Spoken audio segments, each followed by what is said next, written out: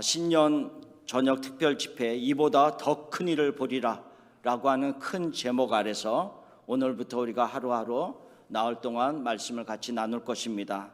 오늘은 여러분들과 함께 오직 하나님만이라는 제목을 가지고 같이 말씀을 나누겠습니다. 하나님께서 왜 우리의 삶 속에서 고통을 주시고 눈물을 주시는지 때때로 이해하지 못할 때가 참 많이 있습니다. 특별히 열심히 신앙생활을 해보려고 노력을 하고 그렇게 살아갈 때 당하는 어려움들이 있으면 더 하나님 앞에 질문을 하고 왜 하나님 나에게 이런 일이 일어나야 됩니까? 라는 질문을 할 때가 우리의 삶 속에서 일어날 때가 참 많이 있습니다. 그리고 어려움이 있을 때마다 우리는 어떻게 하나님 앞에 반응하면서 살아가야 하는지 그런 질문들을 나에게도 전하고 다른 사람에게도 같이 나누면서 이야기 나눌 때가 많습니다. 오늘 그런 이야기를 같이 나누고자 합니다. 구약에 보면 대표적인 인물 중에 다윗이라고 하는 사람이 있습니다. 우리가 너무나도 잘 알고 있는 사람입니다. 그는 신실하게 하나님을 믿고 따르는 자였습니다. 그가 자신의 양들을 돌보는 목자로서의 삶을 살 때에도 사자와 곰이 와서 그 양들을 움켜잡고 헤아려 할 때마다 목숨을 걸고 신실하고 용맹스럽게 그 양들을 지켰던 그 자가 다윗이었습니다. 그리고 이스라엘의 모든 군인이 골리앗 앞에 감히 나서지 못하는 그때에도 만군의 여호와의 이름으로 내가 너에게 간다 라고 하면서 그 믿음의 행동을 보였던 그 사람이 다윗이었습니다. 그리고 조약돌 5개를 가지고 나가서 물맷돌을 던져 다윗을 죽인 골리앗을 죽인 자였습니다. 그렇게 믿음의 삶을 살았던 그가 골리앗을 죽인 이후에 승승장구하면서 나가서 전쟁을 할 때마다 백전백승하는 그런 모습으로 쭉 살았던 그 다윗이 심한 고통을 받게 된 이유가 외부에서부터가 아니라 이스라엘의 왕이었던 사울로부터 그 고통을 당하기 시작했습니다. 그 이유는 사울이 죽인 자는 천천히요 다윗은 만만이로다 라고 하면서 그 전쟁의 공을 다윗에게 더 돌리는 여인들의 노래소리를 사울이 듣고 시기심이 생겼고 그 다음부터는 그의 마음속에 이 다윗이 더 가져갈 것이 나의 왕위 나라밖에 더 있겠느냐라고 하면서 자기의 왕위를 빼앗기지 아니하려고 애를 쓰는 모습이 시작되었습니다. 그래서 사무엘상 18장 8절에 보면 이러한 같이 말하고 있습니다. 사울이 그 말에 불쾌하여 심히 노하여 이르되 다윗에게는 만만을 돌리고 내게는 천천만 돌리니 그가 더 얻을 것이 나라 말고 무엇이냐 하고 이렇게 얘기하고 있습니다. 여기에서 심히 노하였다라고 하는 이 히브리어가 차라라고 하는 말입니다. 차라라고 하는 말인데 물론 이 말 속에는 심히 노하는 의미도 담아져 있지만 한 단계 더 깊이 들어가면 자신의 삶을 태우는 것과 같은 그런 경노함이 포함되어 있습니다. 자신을 태워버리는 것 같은 노함이 그 안에 있습니다. 그래서 이 분노를 가진 자의 특징이 그 다음 구절 9절에 나오고 있습니다. 뭐라고 나오고 있냐면 그날 후로 사울이 다윗을 주목하였더라. 물론 여기에서 주목이라는 말은 좋은 의미에서 주목이 아닌 것을 우리는 알 수가 있습니다. 하나님께서 세우신 왕으로서의 그 통치와 권한을 이스라엘 나라를 온전히 일으켜 세우는 일에 쓰지 아니하고 그때부터는 다윗을 죽이고자 하는 일에 전념하는 사울의 모습들이 성경에 계속 기록되어 있습니다. 그날 이후로 하나님의 경고의 말씀과 다른 하나님의 메시지들이 그에게 들려온다 할지라도 사울의 귀에 들리지 않았고 사울의 마음에 그것을 담아둘 수 있는 공간이 없어졌습니다. 그래서 오직 다윗을 주목하여 보면서 그를 죽이고자 하는 마음만 생기게 되었습니다. 그런데 정작 이런 억울한 일을 당하고 있는 다윗은 그가 시편 37편에 이렇게 고백을 하고 있습니다. 1절 말씀해 보면, 37편 1절 말씀해 보면, 악을 행하는 자들 때문에 불평하지 말며 불의를 행하는 자들을 시기하지 말지어다. 여기서 불평하지 말라라고 하는 불평이라는 말이 아까 그 단어 차라라고 하는 말입니다. 그러니까는 악을 행하는 자들 때문에, 나를 지금 죽이려고 하는 사울의 불의함 때문에 나의 삶을 태워버리는 것과 같은 경로함 속에서 살지 말고, 이렇게 하는 의미입니다. 불의를 행하는 자들을 시기하지 말라라고 얘기하고 있습니다. 사울의 분노와는 다르게 다윗이 분노하였다 할지라도 그것은 어떻게 보면 정당한 분노와 같이 우리가 여길 수도 있습니다. 불의한 분노는 아니고 내가 억울하게 당하는 거기 때문에 정당하다고 생각할 수 있습니다. 그러나 37편 8절에 이렇게 같이 또 얘기하고 있습니다. 분을 그치고 노를 버리며 불평하지 말라. 또 차라가 나옵니다. 불평하지 말라. 오히려 악을 만들 뿐이라. 내가 아무리 지금 반응하는 그 노함이 정당한 분노라 할지라도 또 그것이 나의 삶 속에서 나를 태우는 것과 같은 경노함으로 반응하면서 살다 보면 그것은 또 다른 악을 만들 수 있고, 아까 사울처럼 그의 마음속에 하나님의 말씀이 들어올 수 있는 여유가 생기지 아니하고 하나님의 경고의 말씀이 그의 귀에 들리지 아니할 수 있기 때문에 다윗은 그 자신에게 지금 말하고 있습니다.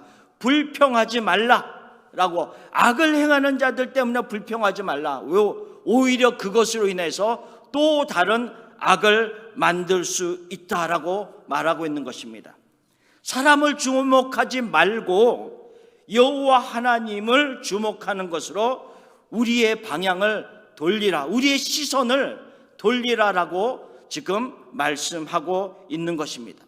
그래서 지금 아까 읽은 지금 8절 말씀처럼 분을 그치고 노를 버리라. 나에게 끊임없이 악을 행하려고 하는 그 불의함에 내가 불평하지 말고 나의 시선을 여호와께 돌리면서 나의 반응은 어떻게 해야 되냐면 37편 4절 말씀에 또 여호와를 기뻐하라, 이렇게 말하고 있는 겁니다. 또 여호와를 기뻐하라. 그가 내 마음의 소원을 이루어 주시리로다 라고 말씀하고 있습니다.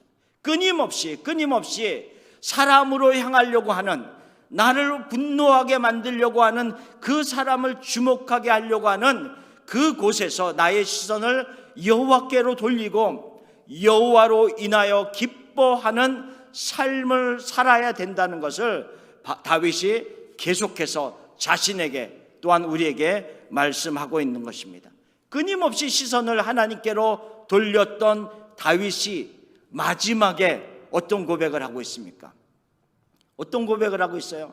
사무엘하 23장에 이런 고백을 하고 있습니다. PPT는 안 나오니까 제 말씀을 들으십시오.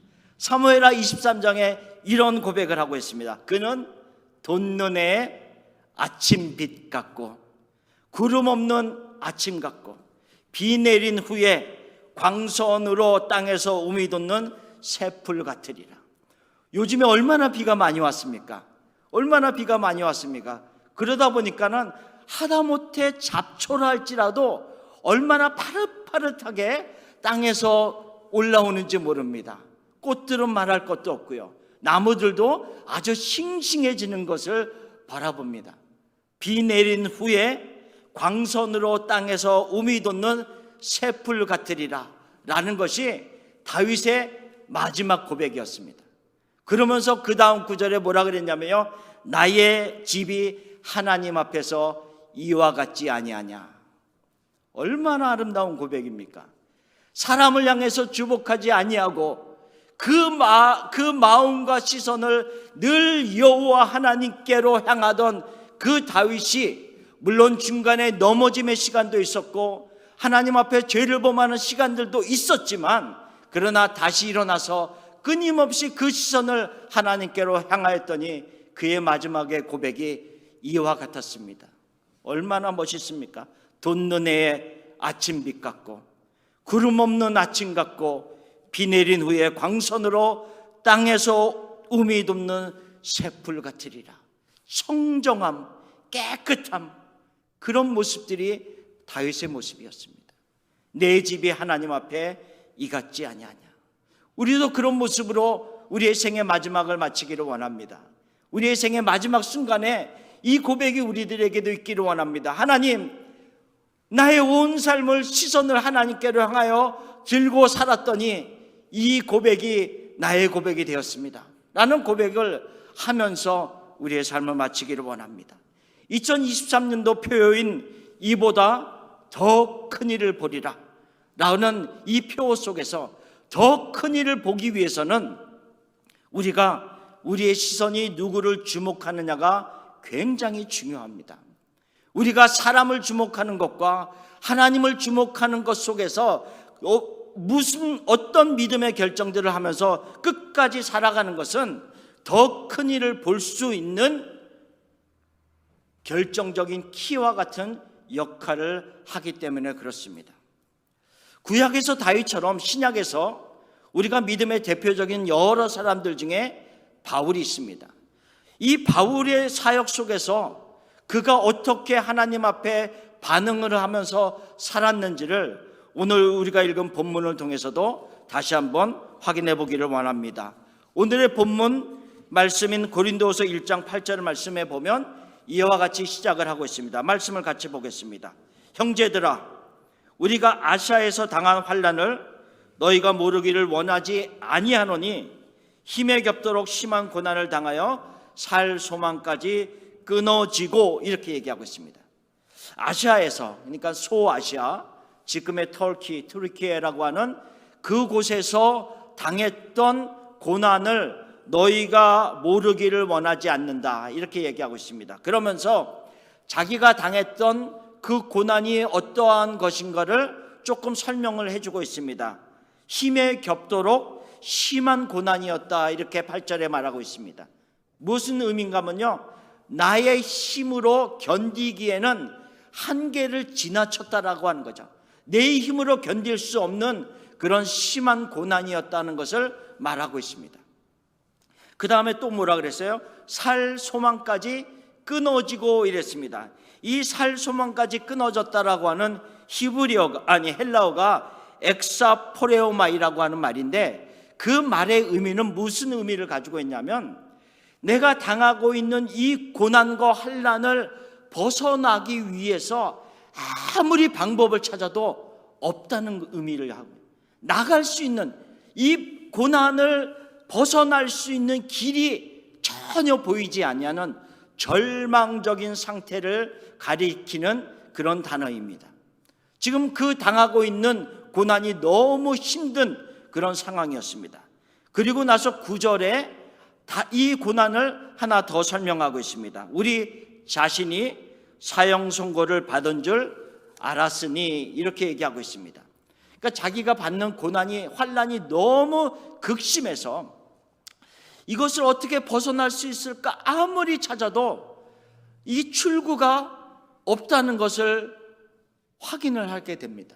그래서 결국은 어떤 마음까지 드냐면, 내가 이 환난에서 벗어날 수 있는 방법은 그들로부터, 나를 핍박하는 자들로부터 죽임을 당해야지 끝나는구나 라는 것으로 받아들여졌다, 이렇게 설명을 하고 있습니다. 그렇기 때문에 바울과 그의 일행이 아시아에서 당한 그 고난이 얼마나 심했는지를 우리가 짐작해 볼 수가 있습니다. 분명하게 무엇이다라고 성경에서는 말하고 있지는 않지만, 그 시대적인 상황 속에서 보면 그 예수 그리스도의 복음을 전하는 것을 그토록 싫어하는 수많은 사람들에게 둘러싸여 있는 시대적인 상황과 사도행전에 나타나 있는 여러 가지의 기록들을 우리가 봐서 추측해 보건대 그들의 생명이 굉장히 위협받는 그런 환란이었다는 것을 알 수가 있습니다. 그런데 이 바울이 고린도 교회를 향해서 뭐라고 얘기를 하고 있냐면, 우리가 당한 이 환란을 너희가 모르기를 원하지 않는다, 너희가 알기를 원한다라고 이야기를 하고 있습니다. 내가 당하는 이 어려움, 힘듦, 생색을 내기 위해서가 아니라 분명히 이것을 너희도 알므로 인하여서 나누고자 하는 메시지가 있다는 것을 바울이 지금 말하고 싶었던 것입니다. 그 두 가지가 있는데, 첫 번째로는 환란이 있는 곳에 하나님의 위로가 같이 있다는 것을 알리고자 함이었습니다. 그리스도인들이 당하는 고난 속에서는 반드시 하나님의 위로하심이 같이 있습니다. 고난 그 자체만 존재하지는 않습니다. 우리의 아이들이 넘어져서 아파할 때도 부모의 심정으로 그를 다가가서 어릴수록 안아주고 우리가 그곳에 약을 발라주고 하듯이, 아파하는 하나님의 자녀들을 그냥 내버려 두는 아버지가 아니다라고 말씀하고 있습니다. 그래서 사도 바울은 고린도 교회 성도들에게 우리가 받는 고난은 고난만 있지 아니하고 위로도 같이 있음을 강하게 그들에게 알려주고 싶었습니다. 왜냐하면 6절 후반절 말씀을 보겠습니다. 6절 후반절에 보면 이렇게 기록되어 있습니다. 이 위로가 너희 속에 역사하여 우리가 받는 것 같은 고난을 너희도 견디게 하느니라. 무슨 말씀이냐면요, 바울과 그의 일행이 아시아에서 고난을 당한 그 고난과 같은 고난이 고린도 교회 성도들도 당하고 있었다는 거죠. 고린도 교회 성도들은 편한 모습으로 있었던 것이 아니다라는 거죠. 그들도 예수 그리스도를 믿는 것 때문에 심한 박해를 당하고 어려움을 당하고 있었기 때문에 그들에게 너희에게도 하나님의 위로하심이 함께 있다는 것을 알리고자 함이었습니다. 그래서 우리가 읽은 이 고린도후서 1장 8절 말씀 이후에도 그렇지만 그 전 구절을 계속 보면요, 고린도후서 1장을 시작하면서 계속해서 반복하는 단어가 환난, 고난, 그리고 위로라고 하는 단어가 계속 많이 반복해서 나옵니다. 우리 그 위에 고린도후서 1장 4절 말씀을 보겠습니다. 같이 한번 읽어볼까요? 1장 4절 말씀. 우리의 모든 환난 중에서 우리를 위로하사 우리로 하여금 하나님께 받는 위로로서 모든 환난 중에 있는 자들을 능히 위로하게 하시는 이시로다. 우리가 환난을 받으면요, 환난을 받는 것 때문에 하나님의 위로가 있습니다. 그러면 하나님께 받은 위로로 우리가 힘을 얻게 되는데, 그 힘을 얻어서 우리가 주위를 살펴보니까 저 옆에 있는 나의 그리스도인의 형제들이 같은 어려움을 당하고 있는 것을 발견하게 됩니다. 그러면 내가 하나님께 받은 위로를 가지고 그 고난받는 자들을 향하여서 나가서 그들을 위로하게 하시는 이시다라고 지금 4절에 말씀하고 있는 겁니다. 5절 말씀도 봅시다. 같이 읽겠습니다. 5절. 그리스도의 고난이 우리에게 넘친 것 같이 우리가 받는 위로도 그리스도로 말미암아 넘치는 도다. 고난만 넘친 것이 아니라 고난이 넘친 곳에 하나님의 위로도 넘친다라고 말하고 있습니다. 결코 우리가 당하는 어려움들은 어려움만으로 끝나지 않습니다. 하나님은 반드시 그곳에 하나님의 위로도 함께 하십니다. 누구에게요? 시선을 하나님께로 향하는 자들에게. 왜냐하면 하나님이 끊임없이 우리들에게 위로를 베풀고 싶어도 우리의 시선이 하나님을 향하고 있지 아니하면, 아까 사울처럼 주목하는 자가 그리고 죽이려고 하는 다윗에게만 그 마음이 향하고 있다라고 한다면, 하나님의 말씀과 하나님의 위로가 들어올 수 있는 공간이 생기지 않기 때문에 그렇습니다. 그렇기 때문에 우리가 받는 환난 속에서, 어려움 속에서, 눈물 속에서 끊임없이 우리는 우리의 시선을 하나님을 향할 수 있는 그 모습으로 반응을 보여야 됩니다. 그럴 때 하나님의 특별한 위로하심이 우리 가운데 넘쳐나고 그 힘으로 우리가 다시 일어날 수 있기 때문에 그렇습니다. 고통과 아픔은 결코 하나님이 우리를 버리셨다라고 하는 증거가 아니기 때문에 그렇습니다. 하나님의 위로가 없는 고통만 있다라고 한다면 우리의 영혼은 메말라져 갈 수도 있습니다. 그렇기 때문에 우리의 시선을 끊임없이 하나님께로 향하여 들면서 그리스도의 고난이 우리에게 넘친 것처럼 하나님께 받는 위로도 우리에게 넘쳐날 수 있는 삶의 모습으로 살아야 할 것입니다.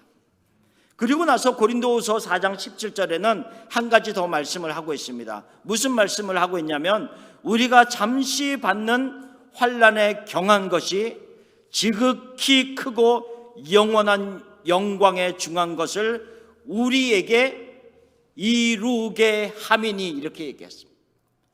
그 그리스도의 고난으로 우리가 너무 아팠지만 그것으로 인하여서 끝난 것이 아니라 그 잠깐 받은 고난으로 인하여서 우리는 영원하고 너무나도 크고 위대한 하나님의 위로도 받을 뿐 아니라 그 영광도 이룰 수 있는, 받을 수 있는 하나님의 사람이 되게 하였다, 이렇게 말하고 있습니다.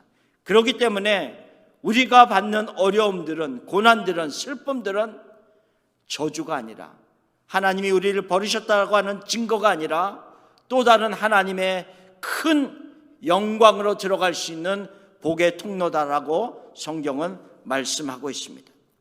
두 번째로 고린도 교회 성도들이 자신들이 당하는 환난을 알기를 원했던 이유는 그들에게 오직 하나님만 의지하라라고 하는 메시지를 전해주고 싶었기 때문에 그렇습니다. 자, 1장 9절 말씀을 우리가 같이 한번 읽어보겠습니다. 고린도후서 1장 9절 말씀입니다. 우리는 우리 자신이 사형 선고를 받은 줄 알았으니 이는 우리로 자기를 의지하지 말고 오직 죽은 자를 다시 살리시는 하나님만 의지하게 하심이라. 근데 이 말씀을 읽으면서 저는 질문이 있었습니다. 하나님 앞에 질문이 있었습니다. 하나님, 꼭 이렇게 해야 하는가요? 이런 질문이 있었습니다. 얼마나 더 하나님을 의지해야 됩니까? 지금 사도 바울과 그 일행들은 생명을 내놓고 사역을 하고 있는 자들이 아닙니까? 생명을 내놓고 완전히 헌신되어서 사역을 하고 있는 그들이었음에도 불구하고 하나님이 이런 극한 어려움들을 그들에게 또 주시고 그 속에서 하나님만 더 의지하게 만드시는 그 모습이 꼭 있어야 되는 것입니까? 이런 질문들을 저는 해봤습니다. 그러면서 아울러 생각난 것이 옛날에 읽었던 한 기사가 생각났습니다. 우리가 메이저리그 야구 선수들이 완전 탑 클래스의 선수들 아닙니까? 그리고 그 중에 투수들이 아주 잘 던지는 그 투수들이 있었는데 어느 순간에 그 다 잘 던지다가 슬럼프에 빠지는 경우가 있습니다. 얼마 전까지 기가 막히게 던졌는데 갑자기 슬럼프에 빠지면서 던지는 감각을, 그 세밀한 감각을 잊어버려서 그가 메이저리그에서 2군으로 트리플 A나 더블 A 같은데 내려가서 다시 훈련하는 경우가 있습니다. 그런데 그러면서 그들이 뭐라고 기사를 썼냐면 언제 어느 각도에서 그 공을 놓아야 하는지, 그 다음에 투구 폼이 조금 흐트러졌는데 그것을 다시 교정하기 위해서 그것을 비디오로 찍어서 또 보면서 교정하고 훈련하는 그런 모습들에 대한 기사를 봤습니다. 그런데 아무리 슬럼프에 들어간 투수를 할지라도 메이저리그의 탑 클래스 선수들이라면 만약 그들이 고등학교 야구 게임에 가서 볼을 던진다라고 한다면요, 아마 너무 기가 막히게 던지겠죠. 고등학교 선수들이 함부 잘 못 칠 겁니다. 만약 나의 수준이 고등학교 야구 게임의 수준에 맞춰서 내가 살아가는 사람이라면 아무리 슬럼프에 왔다 할지라도 걱정이 없습니다. 그냥 고등학생들이랑 야구하면 됩니다. 그런데 메이저리그의 탑 클래스에 있는 선수들은 왜 그렇게 끊임없이 훈련하고 그 감각을 다시 찾고 메이저리그로 다시 올라가서 다시 그것을 회복하기를 원하냐면 내가 원하는 수준이 밑에 있지 않기 때문에 그렇습니다. 탑 클래스의 수준을 갖고 있기 때문에 그렇습니다. 저는 그 생각을 이 말씀에 적용해 봤습니다. 바울과 그 일행이 하나님께 온전히 헌신하고 생명을 내어놓는 것과 같은 삶을 살고 있지만 그럼에도 불구하고 하나님은 더 그들에게 탑 클래스의 그 영적인 수준을 유지할 수 있게끔 하기 위해서 하나님은 끊임없이 때로는 그렇게 하시기도 한다는 거죠. 우리의 수준이 그냥 고등학교와 이런 야구 게임에 맞춰서 살아가는 사람이라면 그렇게 걱정 안 하셔도 됩니다. 그러나 우리가 몇십 년 동안 하나님을 믿으면서 그리스도 안에서 헌신되었다라고 살아가는 사람일수록 우리의 영적인 그 수준과 그 모든 감각들을, 영적인 감각들을 유지하기 위해서 하나님은 때로 우리 앞에 어려움을 주시기도 하시고 그 가운데서 온전히 하나님만 향하도록 하게 하시는 하나님의 특별한 계획과 섭리가 그 안에 있다는 것을 우리에게 말씀하고 있는 것입니다. 바울은 그 아시아에서 당한 환난으로 인하여서 그 속에서 하나님을 더 온전하게, 하나님만 더 바라보고 하나님만 더 온전히 의지할 수 있는 그것을 다시 9절 말씀에 가지게 되었다라고 얘기하고 있습니다. 그리고 나서 바울에게 일어났던 한 예를 들겠습니다. 지금 우리가 같이 나누고 있는 이 고린도 후서의 말씀은 지금 제3차 전도 여행의 마지막 부분에서 쓰고 있는 서신입니다. 그것은 마게도냐 지방, 빌립보가 있는 마게도냐 지방에서 이 편지를 쓰고 있습니다. 이 편지를 써서 마게도냐 그 밑에 있는 아가야 지방에 있는 고린도 교회에게 편지를 보냈습니다. 그리고 나서 약 8개월 후에 고린도 교회에 직접 방문을 했습니다. 그리고 고린도 교회에 방문하고 나서 그곳에서 약 3개월을 머물면서 그들과 함께 합니다. 근데 고린도 지역에 3개월을 머물면서 또 서신을 씁니다. 무슨 서신을 쓰냐면 로마서를 씁니다. 그래서 로마서를 써서 로마에 있는 교회에게 보냅니다. 근데 로마서를 읽으면요, 물론 엄청난 귀한 진리들이 있지만 바울이 로마에 가고자 하는 그 간절한 모습들이 로마서에 기록되어 있습니다. 로마서 15장 22절에 보면 이런 말씀을 하고 있습니다. 그러므로 또한 내가 너희에게 가려 하던 것이 여러 번 막혔더니, 이렇게 말하고 있습니다. 한 번, 두 번 하다가 끝난 것이 아니라 여러 번 시도를 했는데 막혔습니다. 로마서 1장에서도 그와 같은 내용을 합니다. 내가 너에게 가고자 하였으나 이제까지 길이 막혔도다 라고 1장에서도 얘기했는데 로마서 거의 마지막인 15장에서도 내가 너희에게 가고자 하였으나 여러 번 막혔다, 이렇게 얘기하고 있습니다. 그리고 나서 23절에 뭐라고 말하고 있냐면 이제는 이 지방에 일할 곳이 없고, 이렇게 얘기하고 있습니다. 그러니까 지금 이미 많은 곳에 그리스도의 복음을 전하였기 때문에 이제는 이곳에서는 일할 곳이 없다라고 지금 말하고 있습니다. 또 여러 해 전부터 언제든지 서바나로 갈 때, 스페인을 얘기하는 겁니다. 서바나로 갈 때 너희에게 가기를 바라고 있었으니 라고 얘기하고 있습니다. 여러 번 로마로 가고자 하는 그 마음이 있었습니다. 이 마음은 자기의 개인적인 욕심이 아닙니다. 하나님이 주신 거룩한 비전이었습니다. 꿈이었습니다. 그러면 이제는 이곳에서 일할 것들이 다 거의 마무리되었기 때문에 이제는 로마로 가고자 하는 그 시도를 여러 번 막혔음에도 불구하고 또 하고 또 할 수 있습니다. 왜? 이제는 많은 일을 여기서 마무리했기 때문에.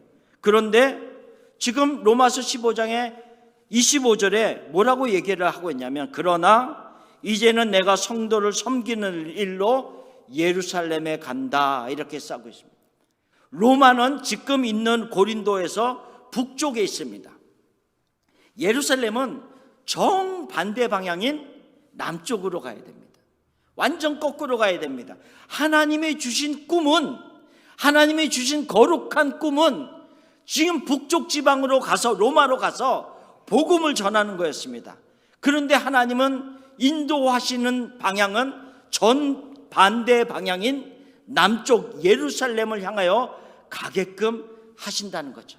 그러면 내가 아무리 거룩한 꿈, 하나님의 주신 비전을 가지고 있다 할지라도 오늘 나를 이끄시는 하나님의 방향으로 가야 됨을 얘기하고 있는 겁니다. 내가 아무리 거룩한 꿈을 가지고 있다라도 하나님이 오늘 지금 나를 이끄는 방향이 어디인가를 보고 정반대 방향인 것 같다 할지라도 그 걸음을 따라가는 것이 오직 하나님만 의지하는 자의 모습임을 지금 바울이 설명하고 있는 것입니다. 간절히 로마로 가기를 원했으나 예루살렘으로 향하는 그의 모습. 그러나 우리가 알다시피 예루살렘에 가서 그의 삶이 끝나지 않았던 것을 우리는 알고 있습니다. 물론 예루살렘에 가서 2년 동안 또 그곳에서 갇히는 일, 여러 가지 힘든 일들이 일어났습니다. 그리고 나서 가이사에게 호소함으로 인해서 지금 제수의 몸으로 로마로 와서 또 2년이라는 시간을 먼저 1차 투옥 시간에 보내고 있는 그의 모습들 쭉 이어지고 있습니다. 하나님의 방법은 때로는 우리의 생각과는 전혀 다른 방법으로 인도할 때가 있다는 거죠. 거룩한 꿈이 내 안에 있다 할지라도 그것은 내가 가슴에 품고 오늘 나를 이끄시는 하나님의 방향이 어디인지를 확인하고 따라가는 것이 중요하다라고 하는 겁니다. 그리고 나서 결국 사도행전 28장에 보면 사도 바울이 로마에 입성을 합니다. 제수의 몸으로 입성을 합니다.